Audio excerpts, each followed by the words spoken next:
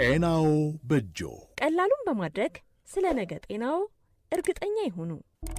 ጤናው በእጆ በሽታን አስቀድሞ ይከላከሉ። መሰረተ ጤና ክብካቤ መርህን ይከተሉ። ይህ ፕሮግራም በአፍሪካ ጤና ትብብር አዲስ አበባ ዩኒቨርሲቲና በማስተር ካርድ ፋውንዴሽን አጋርነት የሚቀርብ ሲሆን ዳሸን ሚዲያ ኮሚኒኬሽን አዘጋጅቶት በኤፍኤም አዲስ 97.1 ወደ እናንተ ይደርሳል። ዘወትር ማክሰኞ ረፋድ ከ3 ሰዓት እስከ 3 ሰዓት ተኩል ይደመጣል። ጤናው በእጆ ጤናው በእጆ።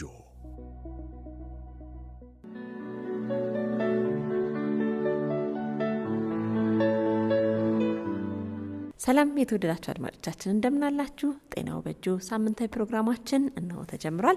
ለቀጣዮቹ 30 ደቂቃዎች ያህል አብረናችሁ እንቆያለን። ዘመነ ዮሐንስና ዜብ ታምሩ ከእናንተ ጋር ቆይታ እናደርጋለን። አፍሪካ ጤና ትብብር አዲስ አበባ ዩኒቨርሲቲ በማስተር ካርድ ፋውንዴሽን አጋርነት ይህንን ፕሮግራም ያዘጋጁላችኋል። ዳሽን ሚዲያና ኮሚኒኬሽን ደግሞ አዘጋጅተው ያቀርብላችኋል። አብራችሁን ቆዩ ብለናል።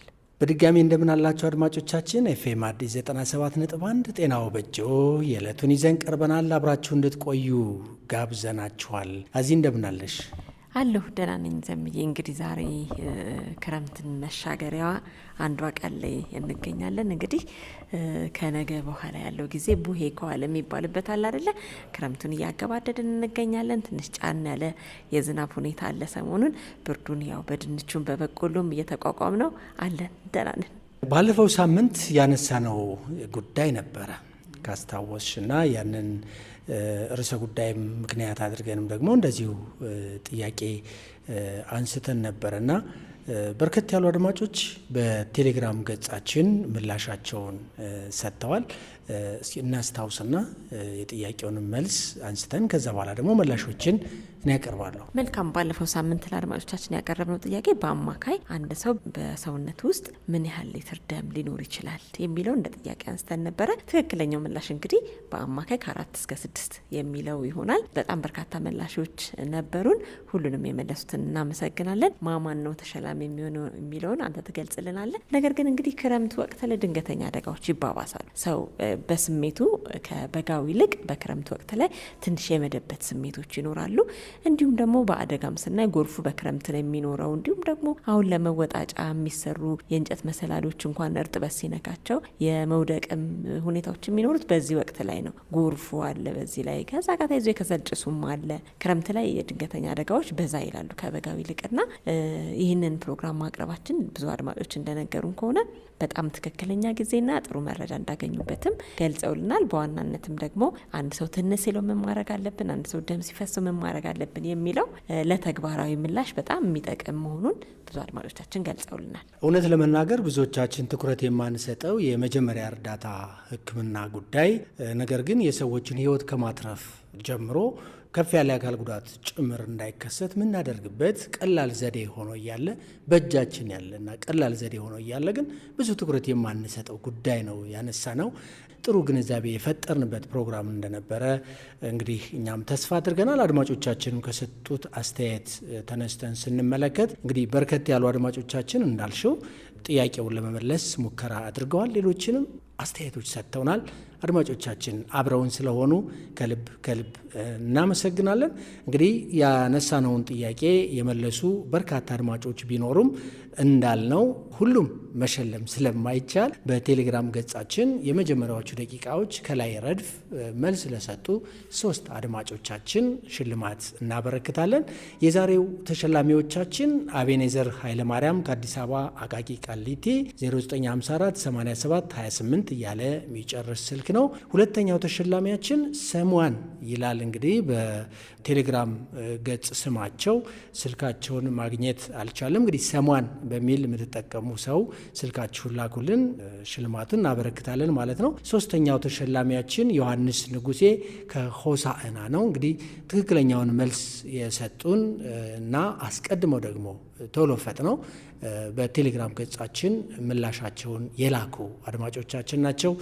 አብሮነታችሁ አይለይ እንላለን። ለዛሬው እንግዲህ እነዚህ ናቸው። መልካም እነዚህ እንግዲህ የሚሸለሙ ይሆናል። አድማጮቻችን ለማሳሰብ ያህል በቴሌግራም ገጻችን ላይ እየተወዳጃችሁ ምላሽ ስትሰጡ ቁጥራችሁንም እንድታስቀምጡልን ለሽልማት መስጠት ያመቸን ዘንድ ይህንን እንጠይቃለን። እንዲሁም ደግሞ ሌሎች አድማጮችም ዛሬም ለመሸለም የቴሌግራም ገጻችንን ጤናው በእጆ ብላችሁ ገብታችሁ የኛ ገጽ አባል በመሆን ምላሽ በመስጠት እንድትሸለሙ እናሳስባለን። ስለ ፕሮግራማችን አስተያየት ጥያቄ ያላችሁ በ0115 52 54 84 እንዲሁም በ0115 52 54 85 ላይ ደውሉልን። 801ም አጭር የጽሁፍ መልእክት መቀበያችን ነው። እንዲሁም ደግሞ በ0915 65 88 88 አጭር የጽሁፍ መልእክት ብቻ በመላክ ጤናው በእጆን ፕሮግራም መከታተልም ከኛ ጋር አስተያየትና ጥቆማ በመስጠትም የኛ አባል መሆን ትችላላችሁ። አብራችሁን ልትቆዩ በድጋሜ በአክብሮት ጋብዘናችኋል። ወደ ዕለቱ መርሃ ግብር ከማለፋችን በፊት አንድ የዜማ ግብዣ ይኖራል። ዜማችንን ተገባብዘን አዜብና እኔ እንመለሳለን። አብራችሁን ቆዩ። ግብዣችን ተመልሰናል። ጤናው በእጆን ነው እያደመጣችሁ የምትገኙት አድማጮቻችን። ከኛ ጋር ስላላችሁ እጅግ በጣም እናመሰግናለን። እንግዲህ ወደ ዛሬው ርዕሰ ጉዳያችን በቀጥታ እናምራለን። የአእምሮ ጤና ነው የዛሬ ርዕሰ ጉዳያችን፣ የአእምሮ ጤናና ደህንነት። አእምሮ እንግዲህ ደህና ሲሆን ነው ሌላውን ሰውነታችንን የሚያዘውና ሰው እንግዲህ የአእምሮ ጤናው ከተጓደለ ብዙ ነገሮችን ማከናወን አይችልም። እጃችን ቢታመም በእግራችን እየተራመድን እጃችንን እናስታመማለን። ሰው አእምሮ ጤናው በተለያየ ምክንያት ሊታወክ ይችላልና በዚህ ከተጎዳ ግን ብዙ ችግሮች ያጋጥማሉ። ለራስም ለሰውም አለመመቸት ይኖራልና የአእምሮ ጤናን ለመጠበቅ የሚጠቅሙ ነገሮችን ከዛሬው ፕሮግራማችን ታገኛላችሁ ብለን እናምናለን። ባለሙያዎች ምን ይላሉ መሰለሽ? እዚህ ያለ አእምሮ ጤና የለም ይላሉ። እውነት ነው። ያለ አእምሮ ጤና የለም። እውነትም አእምሮ ደህና ከሆነ ሌላውን ነገር በሌላ በሰው ሰራሽ አካል ድጋፍም አድርገሽ በተለያየ መንገድ ብቻ ያንን የተጓደለውን እክላችንን ሞልተን ስራችንን ማከናወን እንችላለን። የአእምሮ ጤና ከተቃወሰ ግን እጅግ ከባድ ይሆናል፣ ነገሮች ይወሳሰባሉና እውነትም ያለ አእምሮ ጤና የለም የሚለውን መርህ መከተል ያስፈልጋል። ቀላሉን በማድረግ ልክ እንደ ሌሎች ፕሮግራሞቻችን እንደሰራናቸው ተላላፊ የሆኑ ተላላፊ ያልሆኑ እያል እንደሰራናቸው በሽታዎች ሁሉ የአእምሮ ጤናንም ደግሞ እክል እንዳያጋጥመን አስቀድመን መከላከል የምንችልባቸው መንገዶች በጣም ብዙ ናቸው። ሙሉ ፕሮግራሙን አብረው እንዲያዳምጡ ለአድማጮቻችንም እንጋብዛለን። አስተያየት ካላችሁ ቀደም ሲል አዜብ መገለጸቻቸው የስልክ መስመሮች አስተያየቶቻችሁን ንገሩን። አብራችሁ እንድትቆዩ በአክብሮት ጋብዘናል። ወደ ፕሮግራሙ እንለፍ።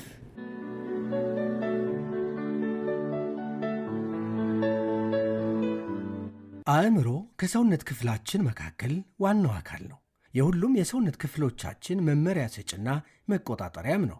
ለዚህም ነው የአእምሮ ጤና ባለሙያዎቻችን ያለ አእምሮ ጤና የለም የሚሉን። የአእምሮ ጤና ጉዳይ ከወቅቱና ሁኔታዎች ጋር ተደማምሮ እየተወሳሰበና ህመሙ የሚያጋጥመው ሰው ቁጥር እየጨመረ መምጣቱን ዓለም አቀፍ መረጃዎች ይነግሩናል። በዓለማችን ከ1 ቢሊዮን በላይ ወይም በአንድ ቤተሰብ ውስጥ ከሚገኙ 5 የቤተሰብ አባላት መካከል አንድ ሰው የአእምሮ እክል ሊገጥመው እንደሚችል ይገመታል። ይህ ጉዳይ ለእኛ ሀገርም አሳሳቢ ነውና ለዛሬ ጥቂት ደቂቃዎችን እንቆይበታለን። ወጣት ፊርዶስ አህመድ የሁለተኛ ደረጃ ተማሪ እያለች ጀምሮ ባጋጠማት የአእምሮ ጤና መታወክ ምክንያት ራሷን ለማጥፋት ጭምር የሞከረች ባለታሪካችን ነች።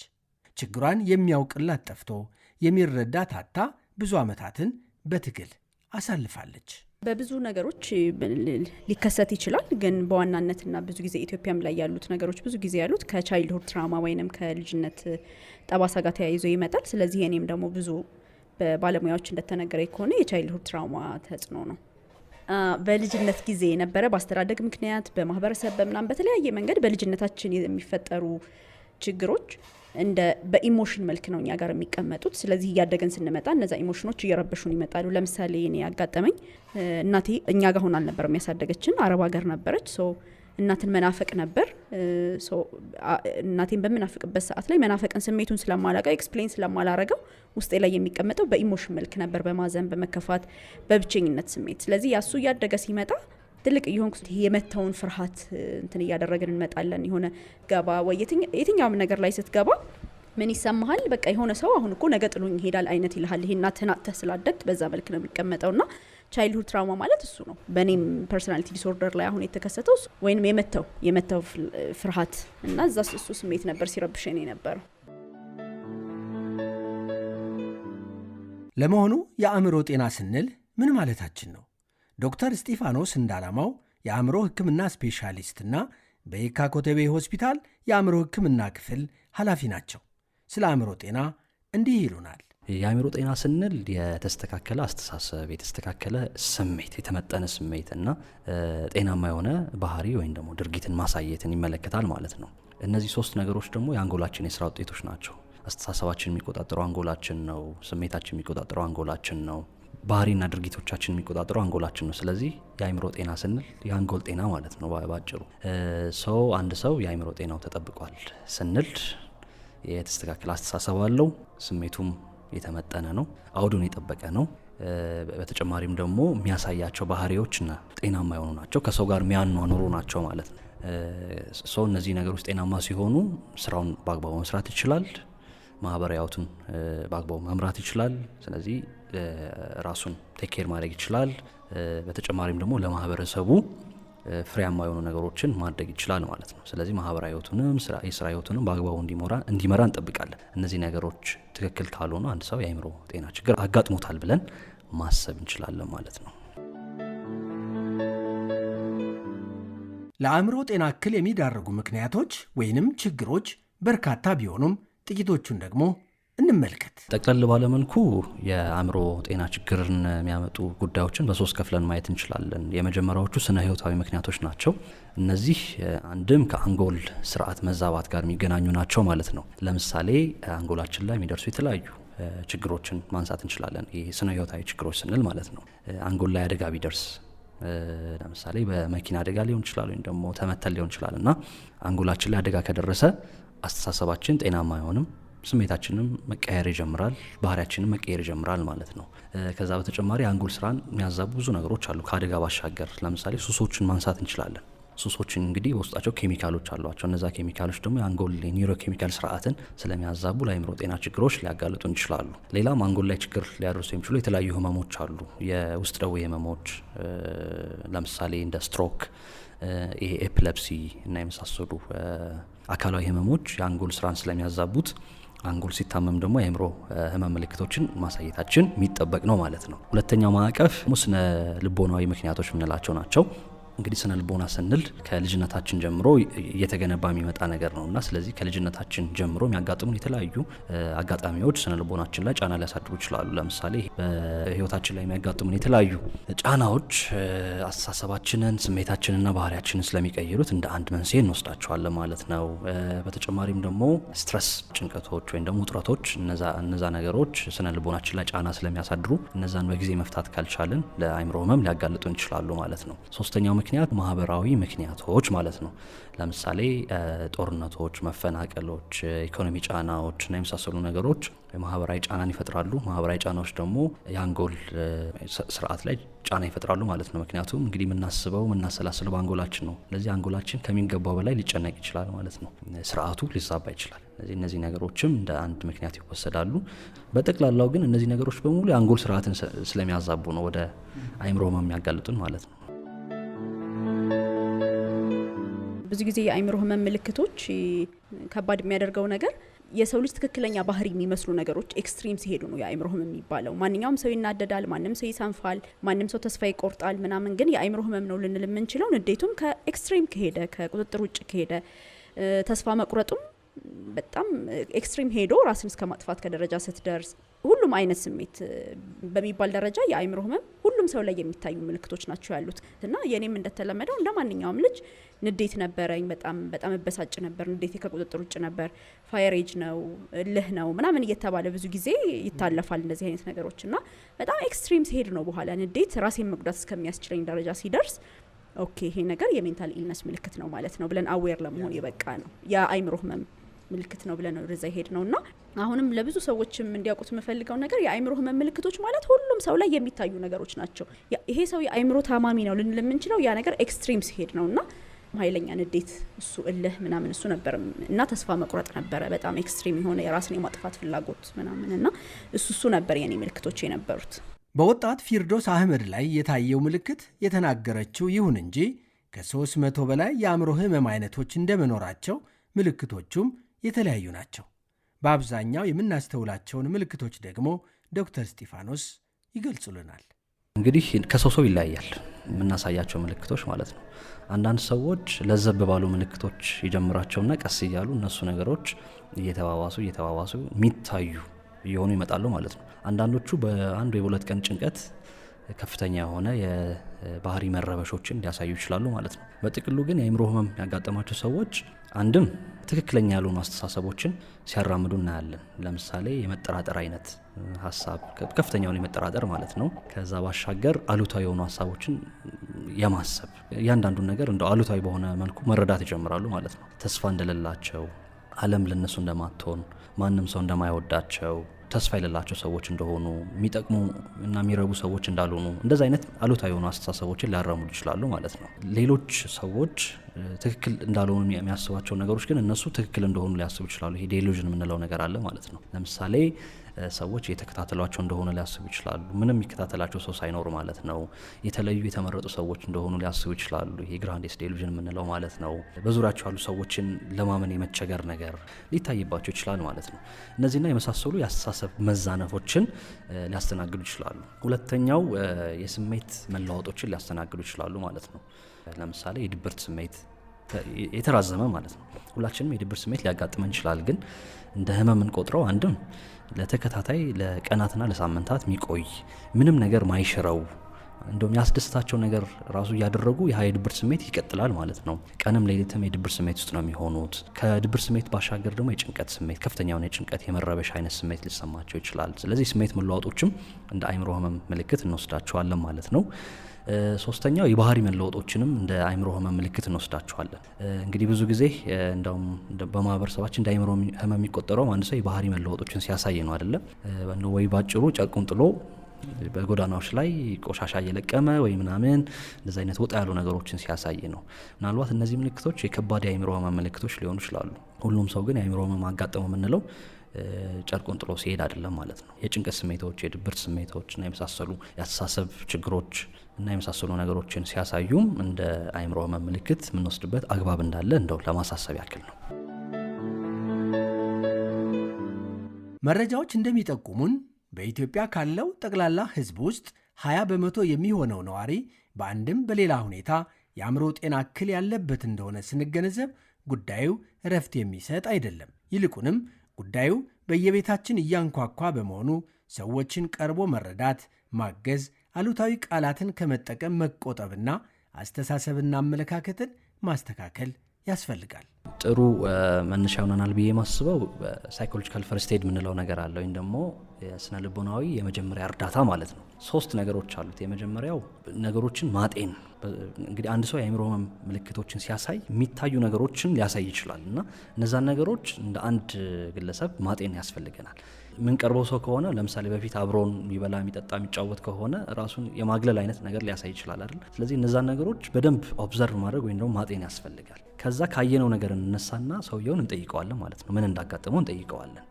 ብዙ ጊዜ ስንጠይቅ ጀጅመንታል ልንሆን እንችላለን፣ የፈራጆች እንሆናለን እና ይሄንን ፍርጃ ከመፍራት ሰዎች ያጋጠማቸውን ነገር ላይነግሩን ይችላሉ። ስለዚህ ስንሰማ እንደው ከፍርጃ ጋር ባይሆን እንዲሁ ዝም ብሎ መስማት አክቲቭ ሊስኒንግ ይባላል። ዝም ብለን እንሰማቸውና ያጋጠማቸውን ነገሮች ኢንድ ቱ ኢንድ ከሰማን በኋላ በእኛ አቅም መፍታት የምንችላቸው ነገሮች ካሉ ማገዝ ነው። ለምሳሌ የፋይናንስ ችግር ሊሆን ይችላል። እንግዲህ ያን ሰው ያስጨነቀው አይደለ? እነዚህ ሙሉ በሙሉ ላንፈታለት እንችላለን። ግን በልቶ እንዲውል ጠጥቶ እንዲያድር ማድረግ ከቻለን እሷን ነገር ማድረግ ቀላል ነገር አይደለም። በነገራችን ላይ ከአእምሮ ጤና አንጻር ያለው ሁኔታ ማለት ነው። ምናልባት በቤተሰቦቹ ላይ የደረሰ ችግር ካለ እሱን ሰምተን በእኛ አቅም የሚፈቱ ነገሮችን አብረነው ተመካክረን ለመፍታት መሞከር፣ ይሄ ሁለተኛው ፕሪንሲፕል ነው ማለት ነው። ከኛ አቅም በላይ የሆነውን ነገር ደግሞ ሊንክ ማድረግ፣ ወደ ባለሙያ የሚሄድበትን ሁኔታ ማመቻቸት። እዚህ ቦታ ብትሄድ እኮ ሕክምና ታገኛለህ ብሎ ወንድማዊ ምክርን እህታዊ ምክርን መስጠት ማለት ነው። ስለዚህ ማዳረስ፣ ወደ ሕክምና ተቋማት ማዳረሱ ትልቅ የሆነ እምርታ አለው። ያ ሰው ከአእምሮ ህመሙ እንዲላቀቅ ማለት ነው። ስለዚህ በጠቅላላ ምን ማድረግ እንችላለን የሚለውን ለማጠቃለል ያክል ማየት፣ ከዛ ማዳመጥ፣ ከዛ ደግሞ ወደሚመለከተው አካል መምራት ማለት። እነዚህ ነገሮች ካደረግን ብዙ ነገሮችን ማስተካከል እንችላለን። በአእምሮ ጤና መታወክ ምክንያት የባህሪ ለውጥ የሚያሳዩ ቤተሰቦቻችንን ሳንረዳቸው እንቀርና አመሉ ነው፣ ተዋት ሁሌም እንዲሆነች፣ ባህሪዋ ነው፣ ተውት ልብ ሲገዛ ይበርዳል እያልን በዋዛ የምናልፋቸው እውነቶች ዘግይተው መዘዛቸው ሰፊ ይሆናል። እናም ከሰውኛ የባህሪ እውነቶች ወጣ ያለ ሁኔታ ስናስተውል ቆም ብለን የዛን ሰው የአእምሮ ጤና ጉዳይ ጥያቄ ውስጥ ማስገባት ግድ ይለናል። ወደ ሕክምና ተቋም መውሰድም ያስፈልጋል። መጀመሪያ አካባቢ በጣም ያስቸግራቸው ነበር። ግን ያው ባህሪዋ ነው ተፈጥሮዋ ነው ምናምን የሚባል አይነት ነገር ስለነበረ በጣም አስቸጋሪ ነበር። አሁን ያው ስሙን ሲያገኙት ሪሊፍ ተሰምቷቸዋል። ይሄ ሰላም ኦኬ ለካ እንደዚህ ስለሆነ ነበር ተብሎ ፕላስ ደግሞ ስምን ማግኘት ብቻ ሳይሆን ደግሞ መፍትሄ ሲገኝለት ስታይ በጣም ትልቅ ሪሊፍ ነው ሰላም የተሰማቸው። መጀመሪያ በጣም ተሰቃይተን ነበር ሁላችንም። እኔም ባላውቀውም ያው ያስቸግረኝ ነበር። አንገሩን ፈልጌ አልበሳጭም። በምትናደር ሰዓት የምታደርገው ነገር በአንድም በሌላም ራስን ነው የሚጎዳ፣ ቤተሰብም ሆን ካንተ ሶ በዚህ ምክንያት ተሰቃይተን ነበር። ግን ከህክምና በኋላ አልহামዱሊላህ እነሱም እኔም ምን አለ ባላረፈድን እስክንል ደረጃ ደርሰናል። አልহামዱሊላህ አሁን ያለው ሪሊፍ ደስ ይላል። የአእምሮ ህመም በብዛት አስቀድመን የምንከላከለው ከተከሰተና በጊዜ ከደረስንበት ደግሞ እንደ ሌሎች በሽታዎች ሁሉ በህክምና የሚድን ስለመሆኑ ወጣት ፊርዶስ አህመድ የህይወት ምስክር ነች።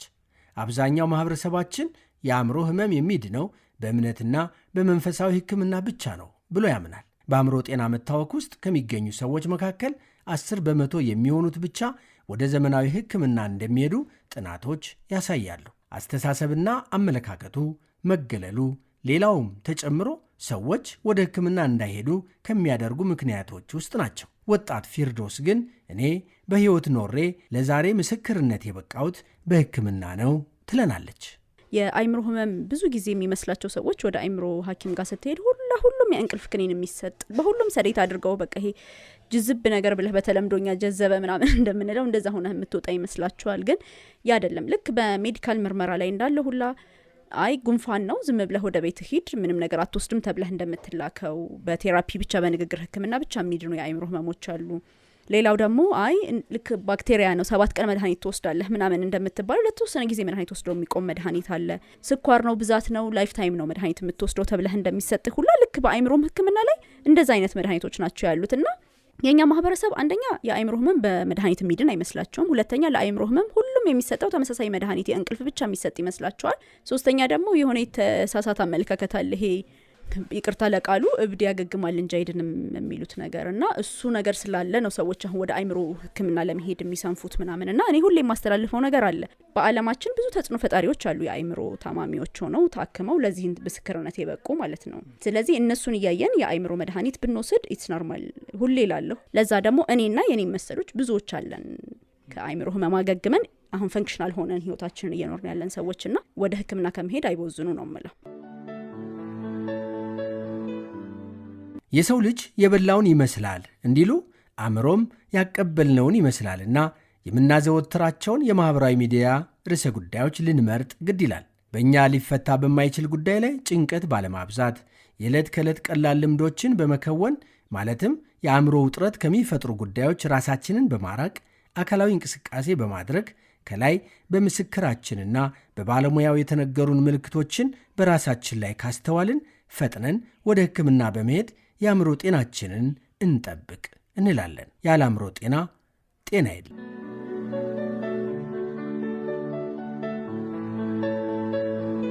ተመልሰናል። የተከበራችሁ አድማጮቻችን ከኛ ጋር ስላላችሁ እያደመጣችሁን ስለሆነም እጅግ በጣም እናመሰግናለን። እንግዲህ በ0115525484 እና በ0115525485 ላይ እየደወላችሁ ሀሳብ እየሰጣችሁ ነው። እጅግ በጣም እናመሰግናለን። 801 አጭር የጽሁፍ መልእክት መቀበያችን ነው። በዚህም አስተያየትና ጥቆማ ልትሰጡን ትችላላችሁ። እንዲሁም ደግሞ በ0915 658888 አጭር የጽሁፍ መልእክት ብቻ በመላክ በዚህም ልታገኙን ትችላላችሁ። ጤናው በእጁ ፕሮግራማችን እንግዲህ የዛሬው እየተገባደደ ነው። የዕለቱን ጥያቄ መጠየቅና መሰናበት ነው የቀረን። የዛሬው የዕለቱ ጥያቄያችን በኢትዮጵያ የአእምሮ ጤና ህመም ካለባቸው ሰዎች መካከል ወደ ዘመናዊ ህክምና የሚሄዱት ሰዎች በመቶኛ ምን ያህል ይሆናሉ? ምን ያህል ፐርሰንት ወይም ምን ያህል መቶኛ ሰዎች ወደ ህክምና ተቋም ይሄዳሉ የሚል ጥያቄ ነው።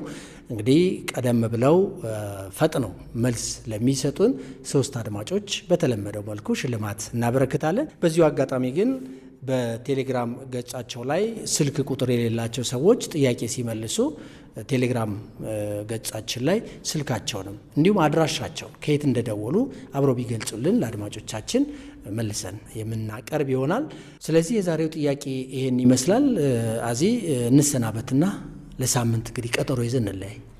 መልካም እንግዲህ ከዝግጅታችንም እንደተረዳችሁት አድማጮቻችን አእምሮን መጠበቅ በጣም ትልቅ ነገር ነው። አእምሯችሁን ጠብቁ። አእምሯችሁን ሊያውኩ የሚችሉ ችግሮችን ቀደም ሲል ባለሙያው እንደገለጹልን ራሳችሁን እንድትጠብቁ በዚህ አጋጣሚ አስቀድማችሁም ቀላሉን በማድረግ የአእምሮ ጤናችሁን ጠብቁ እንዲያለን የዛሬውን ፕሮግራማችንን በዚሁ እናበቃለን። ዘመን ዮሐንስና አዜብ ታምሩ አብረናችሁ ነበርን። ዳሽን ሚዲያ ኮሚኒኬሽን ፕሮግራሙን በማዘጋጀት አብሮ ቆይቷል። አፍሪካ ጤና ትብብር አዲስ አበባ ዩኒቨርሲቲ በማስተር ካርድ ፋውንዴሽን አጋርነት ነው ይህንን ፕሮግራም ያቀረቡላችሁ። የሳምንት ሰው ይበለን። ቀላሉን በማድረግ ጤናችንን እንጠብቅ። ጤና ቆዩን።